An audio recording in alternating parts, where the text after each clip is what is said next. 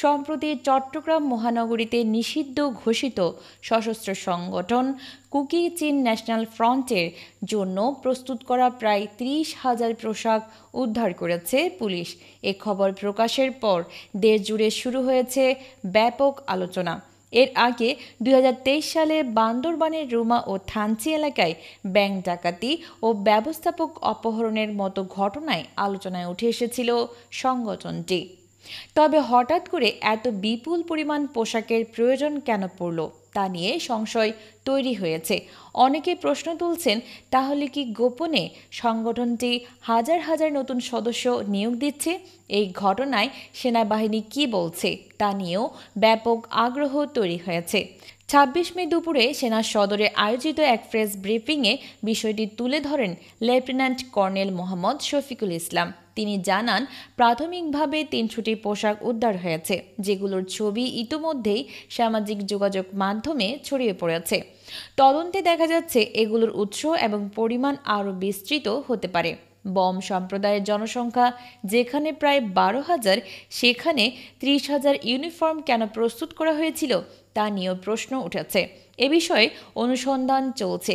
পত্রিকার তথ্য অনুযায়ী ২০২২ সালের শুরুতেই কেএনএফ নামটি নজরে আসে। ফেসবুকে নিজস্ব পেজ খোলার মাধ্যমে তারা তাদের অস্তিত্ব জানিয়ে দেয়। সংগঠনটি দাবি করে তারা রাঙামাটি ও বান্দরবান অঞ্চলের ৬টি ক্ষুদ্র জাতি গোষ্ঠীর প্রতিনিধিত্ব করে, যেমন বম, পাংখোয়া, লুসাই, খিয়াং, ম্রো ও খমি। সংগঠনটি দাবি করেছে তারা কুকি চিন ন্যাশনাল আর্মি নামে একটি সশস্ত্র দল গঠন করেছে। তাদের নেতা হিসেবে উঠে এসেছে নাথান বমের নাম, যিনি বান্দরবানের রুমা উপজেলার বাসিন্দা এবং ঢাকা বিশ্ববিদ্যালয়ের চারুকলা অনুষদের স্নাতক। তিনি কুকি চিন ন্যাশনাল ডেভেলপমেন্ট অর্গানাইজেশনের প্রতিষ্ঠাতাও। গত ২ বছরে কেএনএফের হাতে অন্তত ৯টি বড় ধরনের সহিংস ঘটনার অভিযোগ রয়েছে।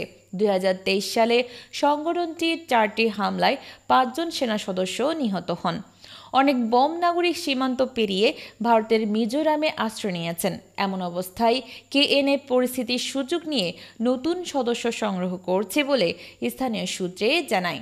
সামরিক গোয়েন্দারা মনে করেন কেএনএফ প্রধান নাথান বম বর্তমানে ভারতের মিজোরামে অবস্থান করছেন। মিয়ানমারের আরাকান আর্মির সঙ্গে কেএনএফের দাবির কিছু মিলও লক্ষ্য করা গেছে, বিশেষ করে স্বশাসনের দাবির ক্ষেত্রে।